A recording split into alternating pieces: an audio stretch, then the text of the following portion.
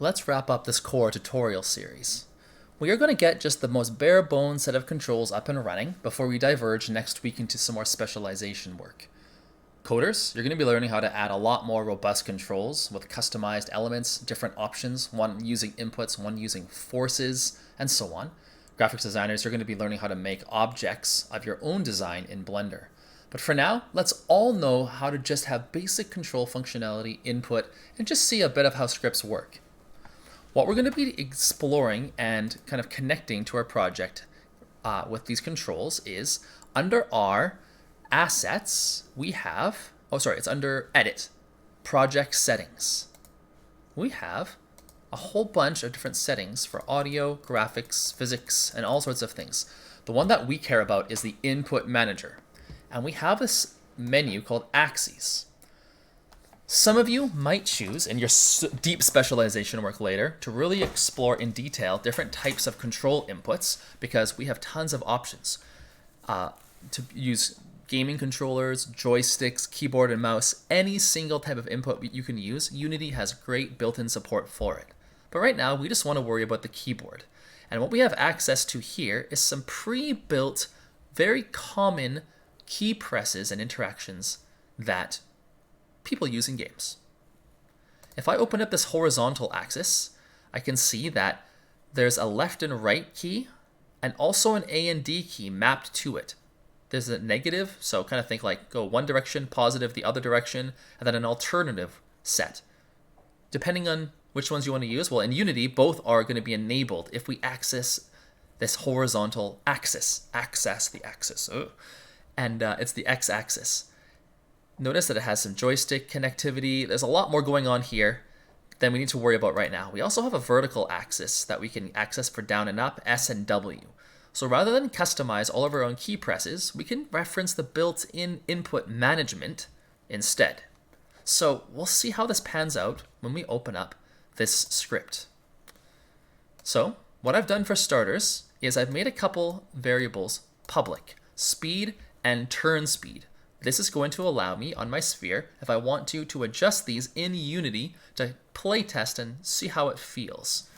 For now, I'm going to, I'm not actually using turn speed in this example, and I'm actually not using forward input. So I'm going to comment these out. Just speed for horizontal right now. You're going to try out the other one on your own afterwards. So let's see how we're implementing these. Notice I've gotten rid of the start method. I don't need to set anything up when we start in this particular chunk of code, so I just got rid of it, but I do need to update every frame. And the horizontal input is a float, meaning it has a decimal value. If you don't know this data type, you have to put an F behind it, and it's basically a little bit more efficient than a double. It takes up less space on the hard drive. And what I'm assigning to this horizontal input is I'm getting the input and I'm accessing the horizontal axis. I'm looking at the thing that I got in my project settings right here. I'm accessing this information that's built into Unity. And what am I going to do? I'm going to transform. We'll learn a lot more about accessing components in a future section, but let's remember that transform is responsible for positions, rotations, and scale. So I can access the transform, and translate means I can move it. Think back to math class. This thing called a vector 3.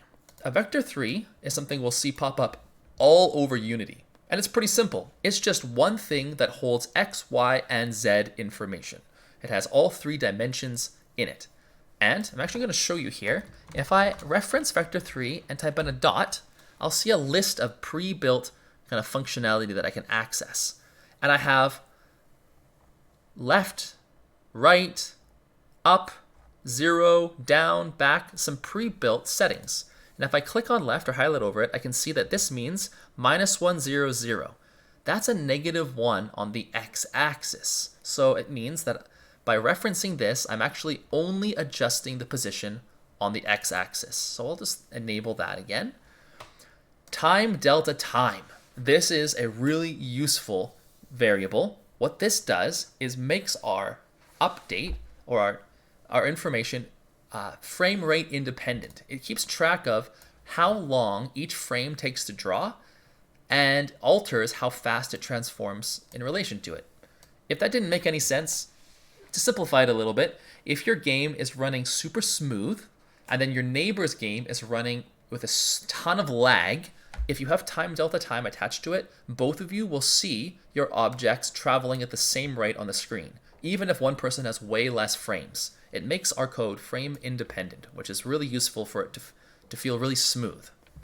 Then I'm going to multiply this by speed, how quickly I want this to be able to function, and also by the horizontal input. What is the input I'm getting from the left and right keys? Is it negative, is it positive, or is it zero, to know how to move things?